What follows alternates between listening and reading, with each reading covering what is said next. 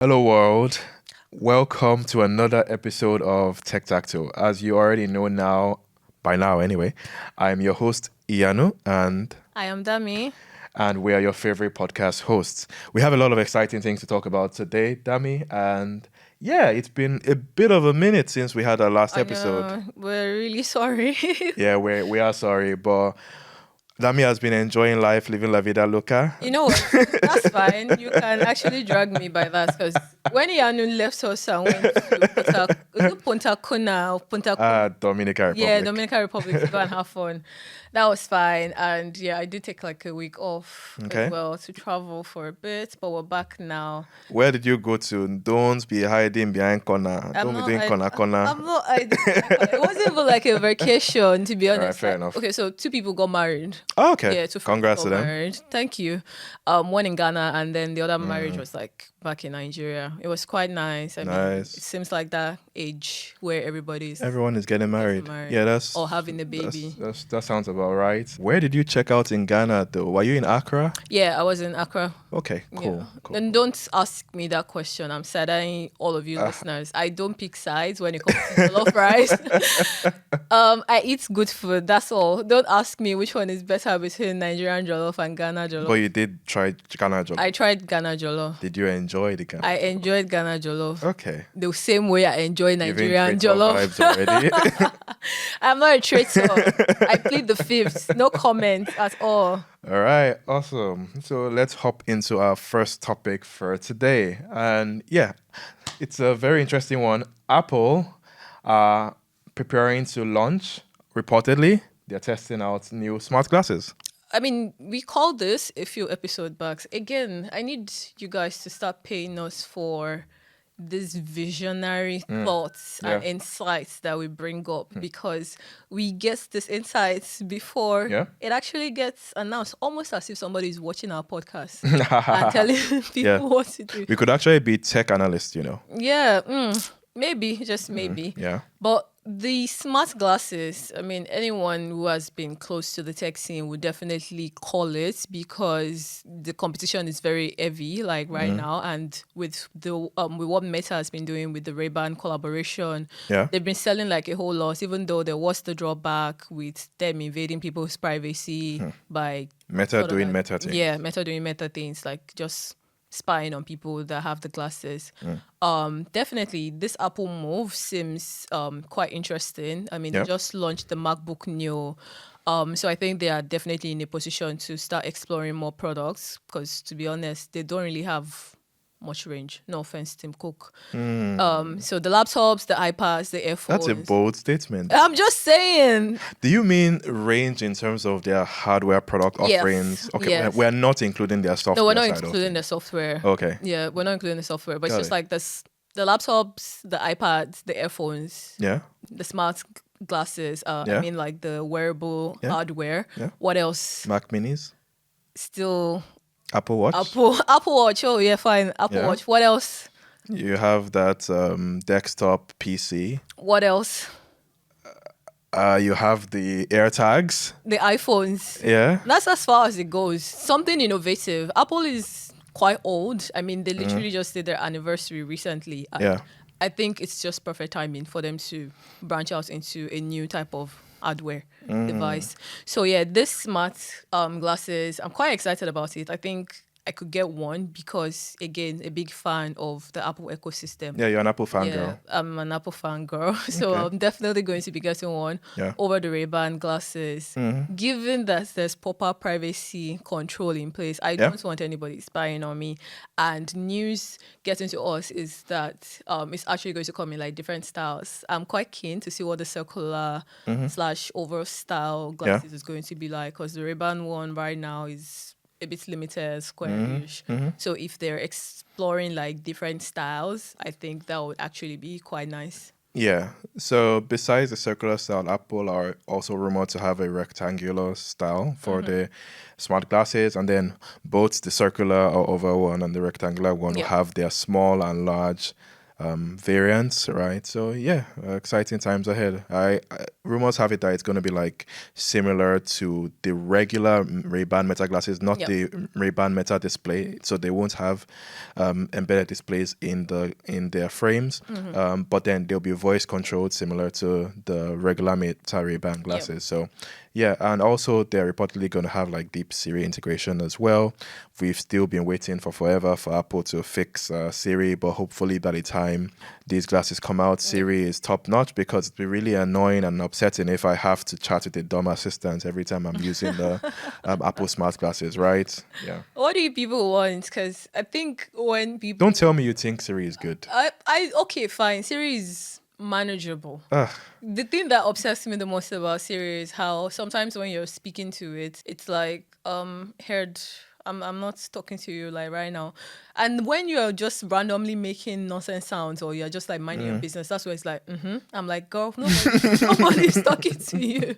Like when I needed you to respond fast, you did not respond. Now you're just here like, what do you need? Like, girl, I'm not talking to you. So yeah, definitely. I feel like the smart glasses, the way I see smart glasses functioning for me is just like a way of so yeah, say I have on my smart glasses, I go to a gallery and I'm looking like at a painting. I want to be able to say something like, hey Siri, what can you tell me about this painting?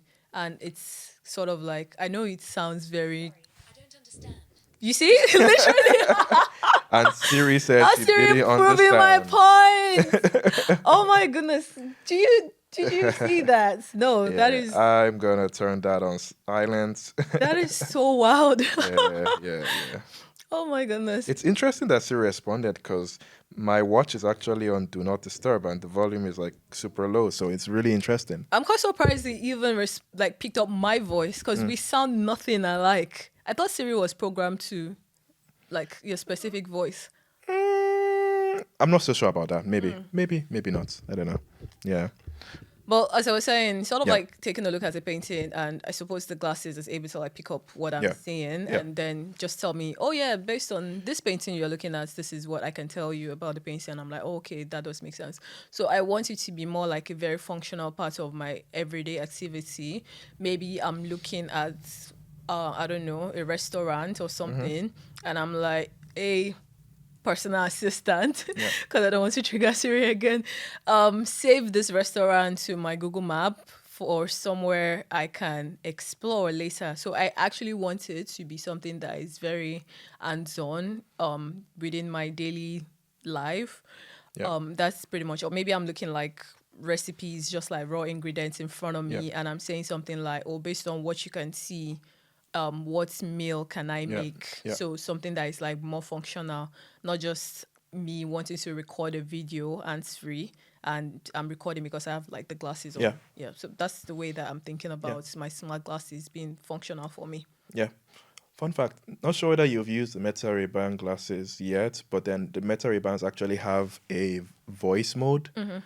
So basically, once you activate the voice mode, it's continuously just watches what you're viewing. Like the camera is continuously on, continuously listens to you, and as you're walking, you can actually have like real-time conversations with your Meta Ray-Ban glasses.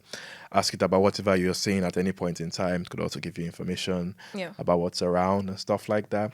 I was playing around with it like some weeks back, and like I was just taking a stroll, and then it was pretty much telling me about stuff that was around me, even stuff that I hadn't noticed. Because, for example, you notice like a nicer local store around, and then like it was like, oh, if you look to your right, a nicer local is right next to you, right in that direction. I was like, and I looked, I was like, oh, okay, interesting. Like, so yeah, it would be useful.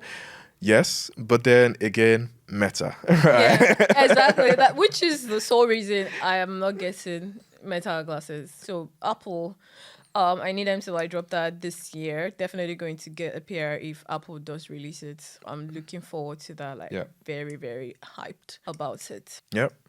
Moving on to other news, one of our biggest AI firms. Also, it's not a Tech Tactile episode if we don't talk about AI. Because that is the bane of tech right now. But this is quite interesting, pretty much because it relates to my own field a bit. But Anthropic has launched something called Claude Design.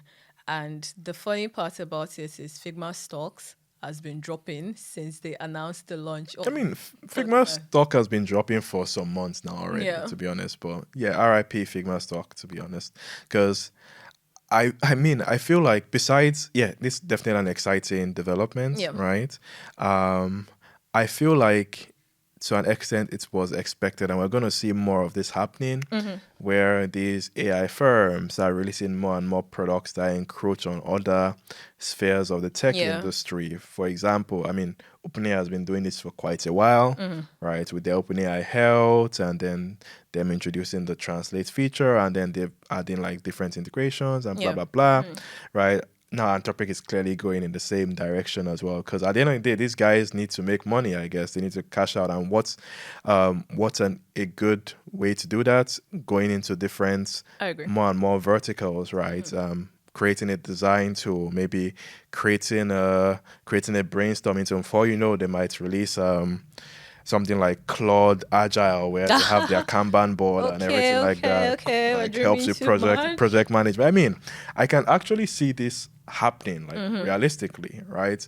I could also see maybe down the line they even release something like a video editing tool as well for social media. Yeah, literally. Right. I can see that being a direction that this goes, right? And it's very sensible to do that, right? Yeah, I think the competition parts I definitely appreciate, mostly because one, I'm a big Adobe hater, so anything to drive Adobe out of the market, and it's pretty much because their pricing is very ridiculous for professionals and students. Yeah. So all the tools that keep coming up, and they're making things like much easy, like you are not subscribing for a whole year, and Adobe makes it so hard for you to get out of their subscription.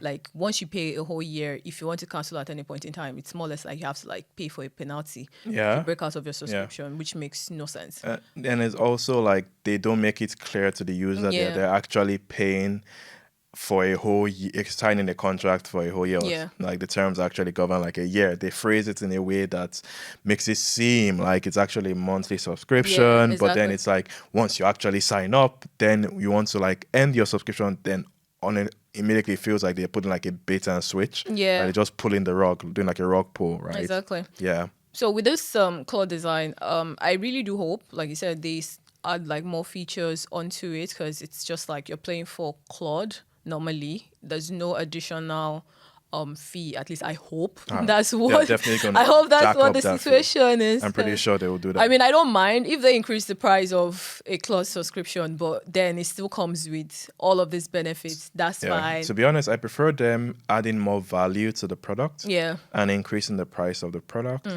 To them just introducing ads, right? Yeah. I prefer that. Like, I like that direction. I mean, so months back we talked about how there were rumors that OpenAI was tinkering with introducing ads into ChatGPT. I'm still definitely not a fan of that, but I'll be fine with them going in this direction where they offer more product and actually add more value to the products they have, right? And maybe like based on these additional products, if that applies to you, you could maybe pay an extra amount for your subscription. Okay, like the base, let's say the base subscription tier, you get access to your Claude Code. You obviously have your Claude Pro, you have your Claude Max, blah, blah, blah, all that good stuff, right? You have your enterprise plan.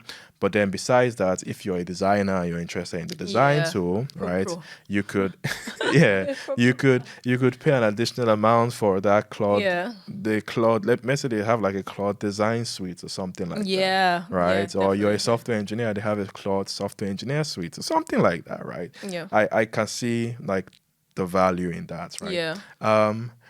I wonder how many tech CEOs are shaking in their boots right now because of how these AI companies are coming for their launch. Fast. Do you know Deel? Yes. The payroll app. The payroll company. Did you see the tweet from Deel CEO? As in, he's leaving the company. No. So the CEO of Deel, Alex Boazes, tweeted at Dario Amode, which is the CEO of Anthropic, and he pretty much tweeted, and I quote, "Oh, great and powerful at Dario Amode, builder of minds, father of Claude, I humbly request you leave payroll to us at Deel. We are but simple folk who process pay stubs and chase compliance deadlines. But if you do come for us, call me first." Oh my goodness. That So, is hilarious. yeah. And I'm pretty sure there are other tech CEOs They're that shaking in are their shaking in their boots. boots at the moment. Because, Oh my goodness. yeah. That is so funny. I mean, the competition is really strict. I'm not gonna lie. But I think at the core of it, what I still fear is what's the word? There was the time that Google is a giant in the tech industry. They were innovating so fast and building out all these products. I think we will get to a point where we have like the graveyard for all these AI features because there'll be some things that are like more functional compared to others. For example, with Figma, last year Figma announced Figma Make and I think Figma Site. And Figma Site is supposed to be like an AI powered feature that allows you to like create a website using prompts. Then Figma Make is supposed to like help you create brand assets and things just from like prompting.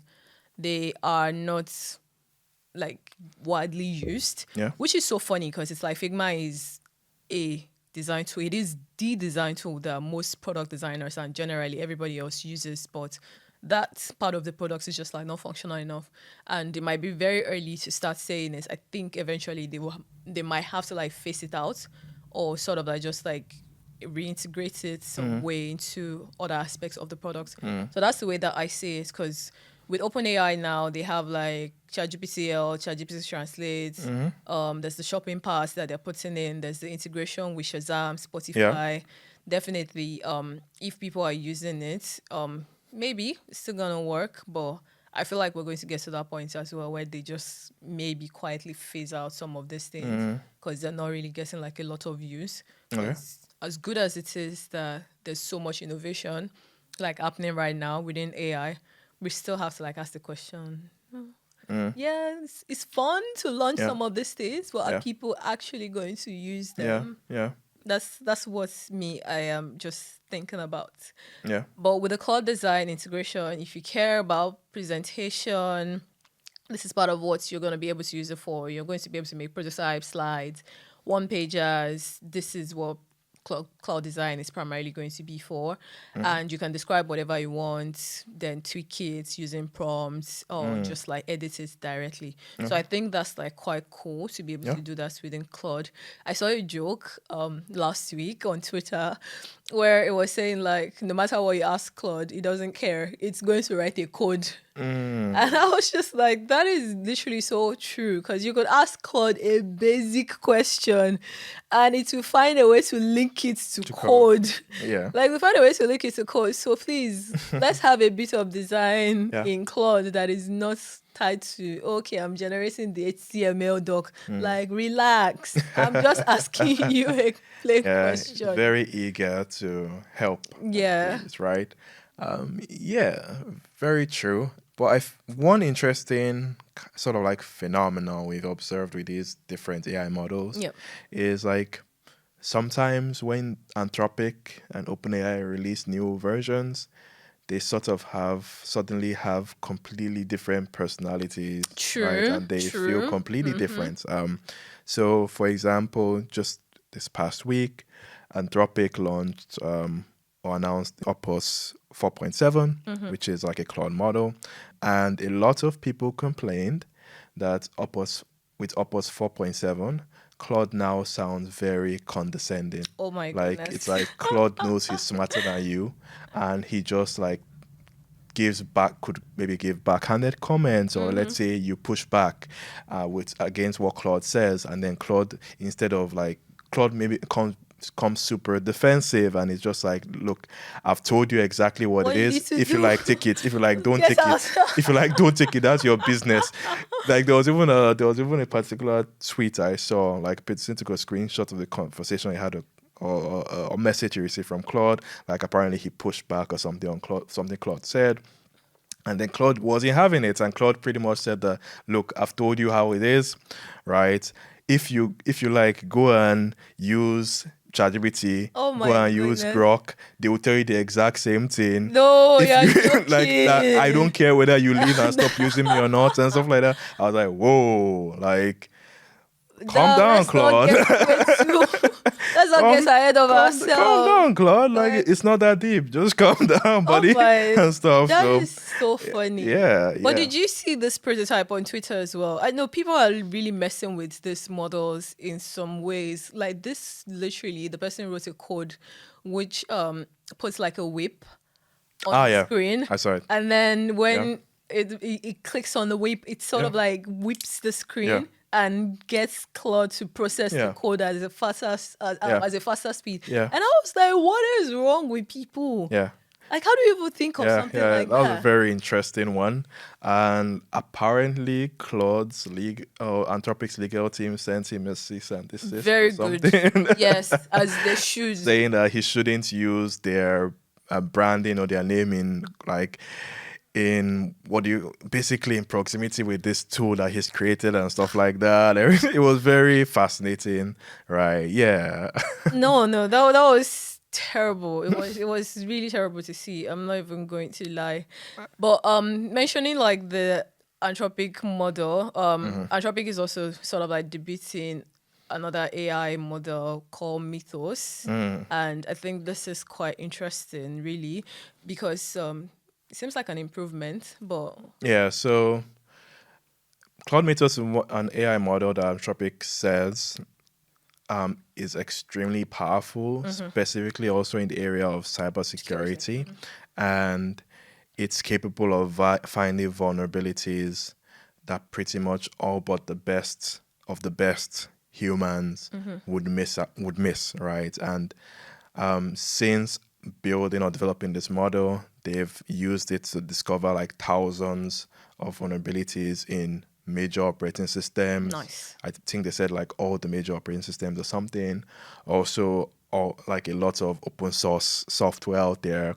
Mythos has also found a lot of vulnerabilities, and pretty much this is kind of like a hacker on steroids. Like if there's a vulnerability or a bug in your software, You'll find Mythos would probably find it. That's how it seems.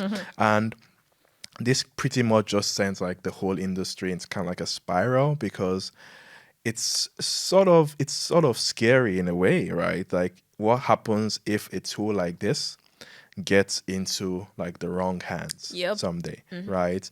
If we've reached the point where AI is so good at exploiting software and understand software and code so well that it could literally identify vulnerabilities in twinkle of an eye and break into whatever it wants, like as easily as it wants, right? What are the risks, right? And there have actually been a lot of conversations also among regulatory experts or regulators as well, government representatives, talking about how important it is for there to be collaboration in AI and for them to actually properly assess the risks of such a tool.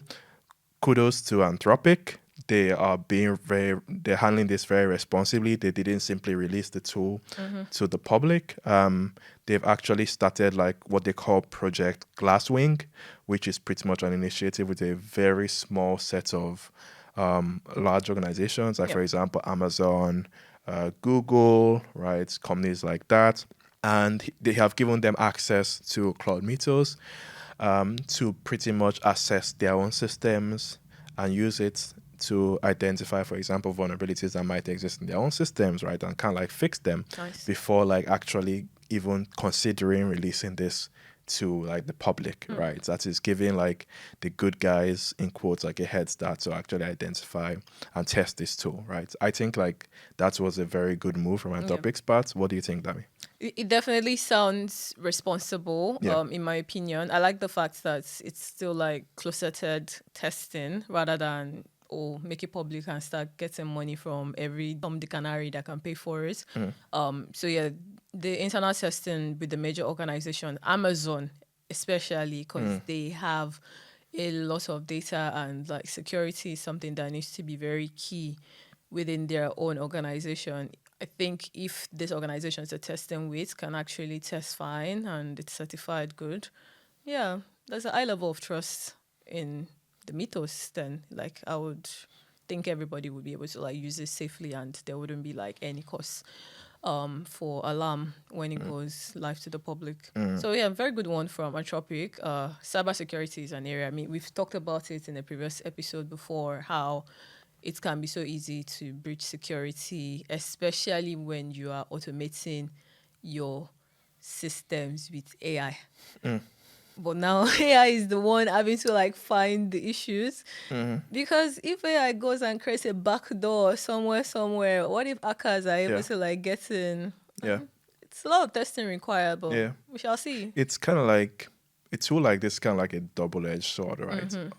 On the plus side, the good guys can use this tool Yep. to prevent cyber attacks, to prevent serious hacks, right? Security identified vulnerabilities that exist in systems, like prevents customers from experiencing harm by making their products more battle tested and hardened from a security standpoint.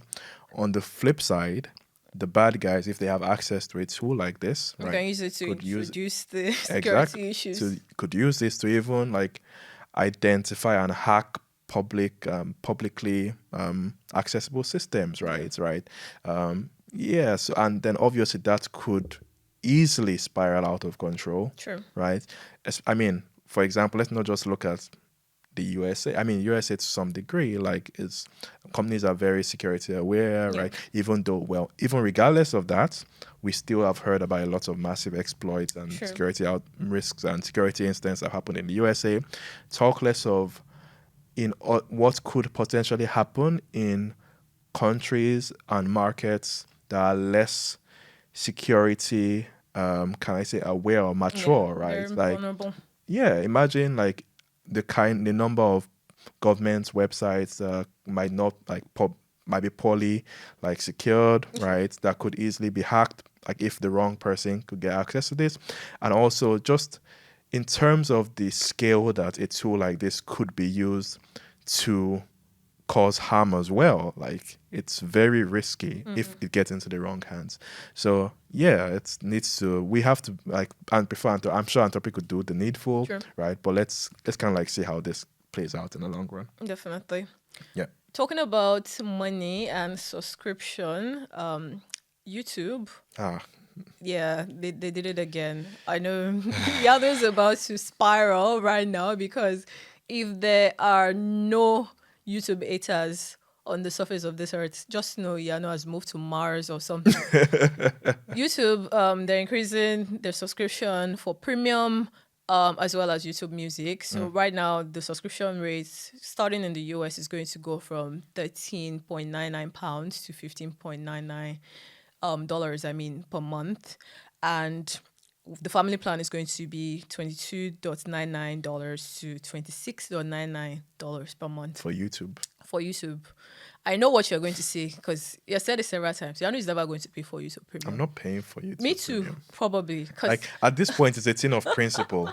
Like I'm like, at this point, it's a thing of principle, because it's okay. I'm the kind of person where, like, if you make a product better, you're more willing and to pay add, for it. yeah, exactly, and add value, I will happily pay for a better product. If on the flip side, you're intentionally making the product worse to force me to pay for the product, like, why are we here? What are we talking about? What are we doing? Like, for example, like, again, like YouTube's free subscription, they keep making it worse and worse and worse and worse. They've introduced so many different kinds of ads, so that now every few minutes I get an ad. Like, even when I like like I literally stopped watching YouTube on my TV. First of all, I mean, because, well, the main reason I stopped watching YouTube on my TV was because, I don't know whether you've noticed this, but ads that YouTube renders on TVs are much longer than the ads that they render on mobile phones, devices. So that's number one, right? It was just a pain, right? Waiting through like a 1 minute, 1.5 minute ad, like who has time for that? Talk less of waiting through like 3 or 4 or 5 for a 10-minute video. I mean, Pay premium. I am not paying for premium, because it was never like that until recently. Yeah. Right?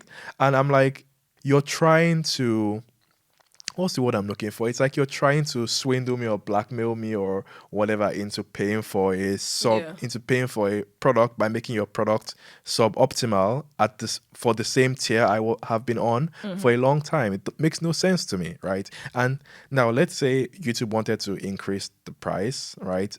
E.g., like YouTube Premium, right? Let's say they made YouTube Premium better. They added like new features to YouTube Premium, right?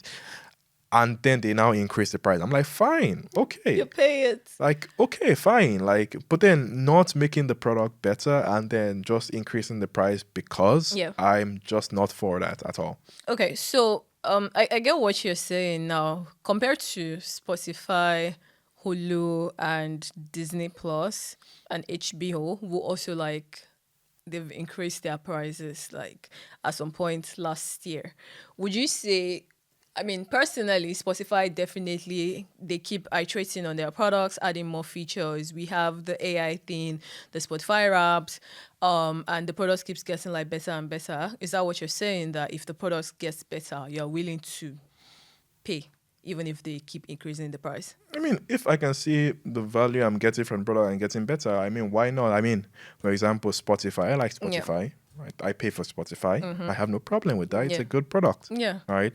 So YouTube is just the one you have the problem with. I'm like, yeah. I mean, I am not going to give YouTube cash for doing nothing. I'm just like, no, at this point. I understand that. I totally get it. But if you're using YouTube Premium right now, don't worry. You're going to get like a 30 days notification in advance before they charge you. But you can definitely expect the prices to change soon. Another thing is that with these price increases, do they also increase the payouts that they give to creators? I don't believe so. Because they should be doing that as well. I don't believe so. One thing that ticks me off about YouTube in general is the fact that they already have advertisers paying money to advertise on the products. There's no reason you should be charging people to not see the ads because you're already making money from it. It's like an advertiser is paying money to show me the ads, but then you want me to pay the money to not see the ad.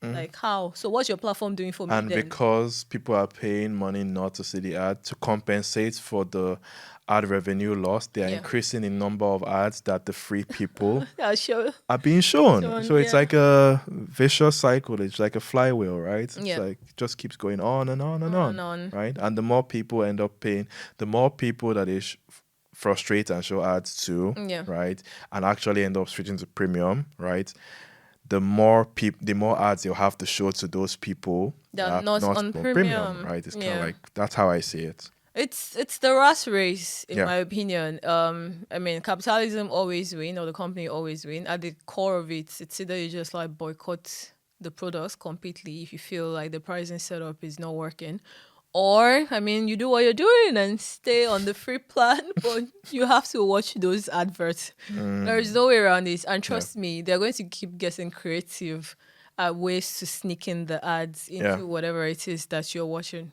Yeah. So it's literally going to be endless, like totally endless. Imagine Google releasing smart glasses and they're showing you ads on your smart glasses. Like, that would just be... I can tear my hair off. That would be crazy. That would be proper torture. Yeah. Like, you're just walking around and then you're seeing ads, like, right there in front of you. Yeah. Like, it's crazy. It is going to be a terrible, terrible experience. Yeah. Talking about companies that are maxing, there's a new term that has been coined now as Tokenmaxing. And it's quite interesting because this kind of feels like it's originating from the Meta Corporation. And it is one of the most typical things for tech people to actually do. Because AI use is so popular right now, but why are we making this into a sort of competition? Like, why is it literally becoming a sort of competition?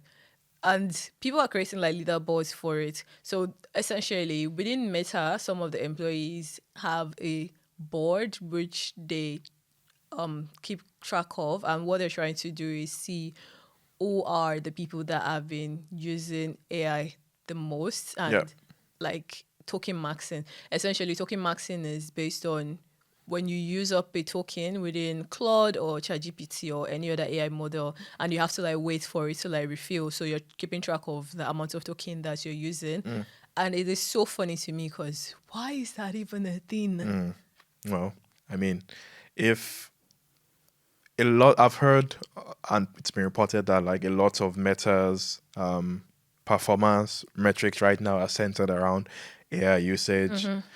And if you incentivize employees and make it clear that, oh, AI usage is a massive part of your performance Yeah. rating now, I mean, it goes without saying that employees are going to try to maximize their usage and also signal that they are maximizing it, right? And so, yeah, I think it's kind of like was a expected expected like effect of like the decisions that Yeah. Facebook has done like over the past few weeks, months about making AI like a priority internally. But yeah, it's like a really exciting development. But do you think like it's costing the company more money? Because I mean, yeah, definitely every company has like its tech budget. Yeah. And if you're encouraging your employees to do maxing out of tokens, that means you definitely need to keep increasing Yeah. your enterprise plan, which means you're spending more money on a I monthly mean, basis getting I'd the like to believe tokens that to Meta use. has the money, right? Okay. Definitely. I mean, yeah, I agree. I definitely agree. At the core of it, it's just like we're celebrating employees for maxing out AI, literally. But compared to when people were actually doing good work just by themselves, because I've seen people start to panic whenever they max out their AI usage and they're like, oh my God, yeah, I'm done with my token for today. Yeah. So I'm just going to close my laptop and go and chill. And I'm like, sorry, what were you doing before AI became a thing? Bro, you know your brain is still functional, right? Yeah. You were a developer before Claude came to Yeah. being, before ChatGPT was a thing. Like, what do you mean your tokens are used up? So you have to like go and chill now. Yeah. So I find that like super interesting. And there's a company called Parasail, which is gaining like a lot of traction right now. But what they primarily do is they are putting forth a product proposition where essentially they think they are able to provide more tokens to all these AI companies. Okay. Because I mean, at the core of it, the AI companies do have a limit of the number of tokens that they can generate for usage to all their customers. But Parasail is like we can make available 500 billion tokens Okay. a day. A day. A day. Okay. That is massive. That's massive. Yeah. I think we get to a point where everybody's literally just not using their brain for anything. Like it's just completely dependent on AI. Yeah, we're getting to that point. I think we've heard reports about, e.g., standardized aptitude test scores Yeah. steadily declining, grades of students also declining steadily in exams and stuff like that as students rely more on AI too. So yeah, I do agree. On the fun stuff, like in terms of like leaderboards and whatnot, side note, have you heard of MemeGen? Yes. So like Google has like, I've heard that Google has like an internal sort of like Oh my goodness. leaderboard, Where they right? So MemeGen is pretty much like an internal You know meme what? leaderboard in Google, I rate that. where like the most popular memes that employees internally share and stuff Sure. like that is ranked and stuff like that, and people, yeah, it's like Are they generating the memes with AI? I don't know whether it's with AI, but it's been around for quite a while actually. So That does make sense it's because a fun thing to yeah, I have. love a good meme Yeah. when it's not related to work. If I have a leaderboard that is just for sharing bands and social stuff, no problem. If it's a thing of who has seen the most movies within the company, yes, I'll be there. Not for AI usage and Fair enough. generating things Fair enough. Fair with enough. tokens. Fair enough. That's the way that I see it. But on the end of another product, which we are both keen on, Waymo is finally testing in London. Yeah. And you've cited one. Yeah, I saw one today around St. Paul's. Yeah. Interesting. So looking forward to having Waymos buzzing around London City, right? I think they're still pending like regulatory approval and like the green light. But then Google is getting ready. Apparently they plan to launch like Waymo self-driving cars in London This year. properly like later on in the year. And they have done a lot of work mapping out the city. Yeah. And right now they are just doing like actual tests, like automated tests with the cars. And yeah, exciting times ahead, I guess. Yeah. I like the fact that they did the mapping first because, bruv, have you tried driving in London? Like, it is confusing. Yeah. It is so confusing. The one ways, the signs, and everything like that. I would not imagine how it would be like for an automated system to like try that out, because as a human, you need to keep your eyes on everything happening all around you, not to like run into an accident or just like break a traffic law or something. Yeah. So them leading with the mapping part actually makes like a whole lot of sense. Yeah. And there's still like very strict regulation, which they have to pass. Because even within the US, they did run into some problems with accidents. There was one that involved a school child that was injured. So I think this might be something they're factoring in. If they do expand into the UK, that will be their second international expansion outside of the US. So definitely promising times for them, but it takes so much work. I honestly feel like the hardest parts for Waymo cars in navigating around London won't necessarily be the traffic signals and stuff. I feel like the hardest parts would just be finding parking, because it's impossible to find parking in this city, to be honest. Like, I'm just like, let's just call a spade a spade. There is no parking in London, so yeah.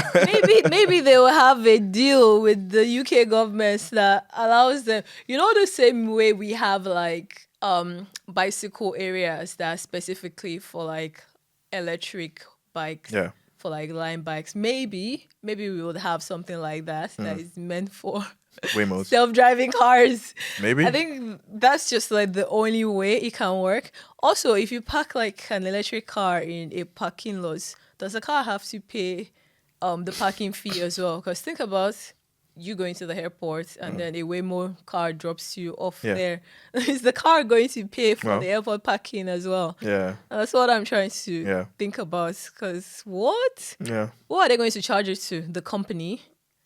They'll probably have some way to do that, right? The robots. Yeah. Because there's literally nobody in the car to tap and get the parking tickets. Yeah. Yeah.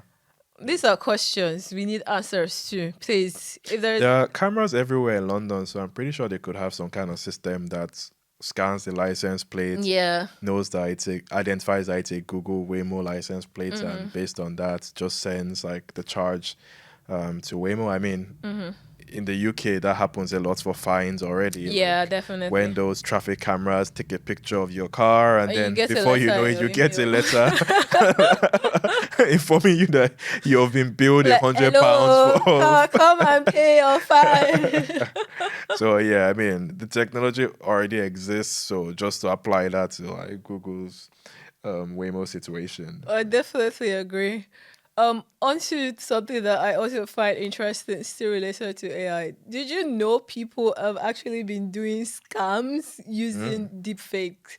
Because I knew people were generating videos that were like AI related and they look like really real. There was this video of Will Smith that was trending on Twitter at some point. They compared it to the earlier video generation that AI had done where it was eating pasta and it looked so real. I literally could not believe that was Will Smith.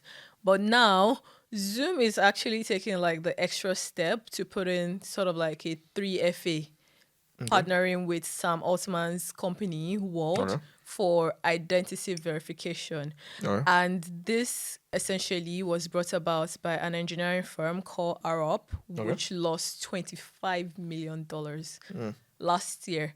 And how did that happen? Somebody literally called a meeting, and all of the executives on that meeting that gave the sign off for the funds to be moved out were all AI generated. And I thought that was crazy. Yeah. Like, it's such an interesting scam to run, because if you don't really pay attention, or there is no way to tell, that's just the way that I see it. Like, you could call me, okay, maybe because I know that you're my friend, and you're asking me to send you money, I would have to ask questions that I think only you can know.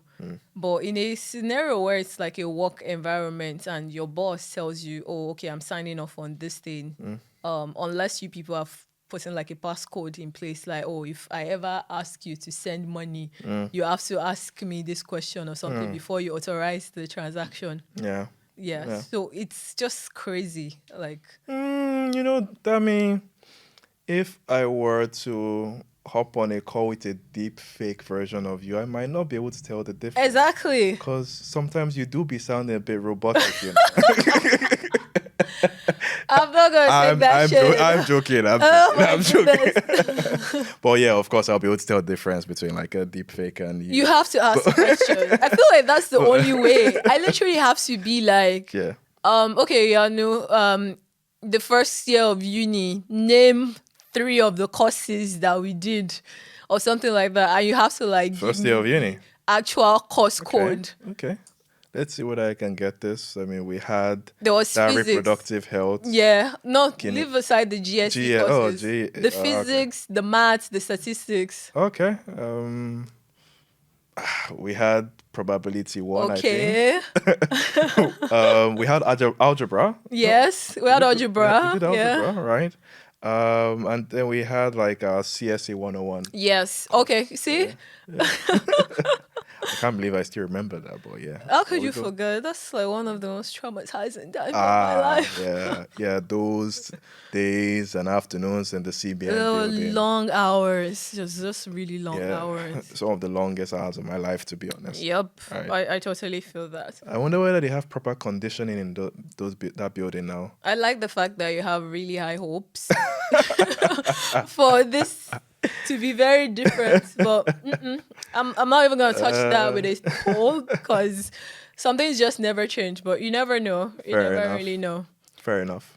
But what Zoom is changing, if this integration goes through with World, is all the hosts on a meeting, you have to like join something called a deep face waiting room.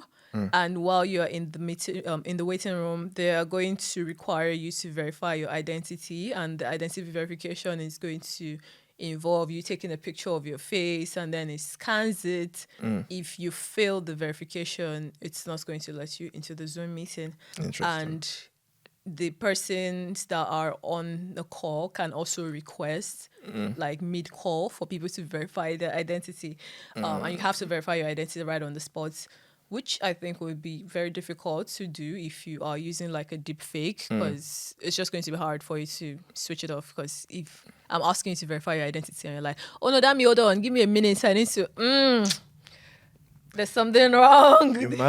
Imagine being asked to verify you're not a deep fake, and then you fail the verification. Oh my God, that is real. You're a deep fake. Yeah, I'll be very annoyed to say the least. Yeah, interesting. I wonder whether we see more companies adopting this in the future.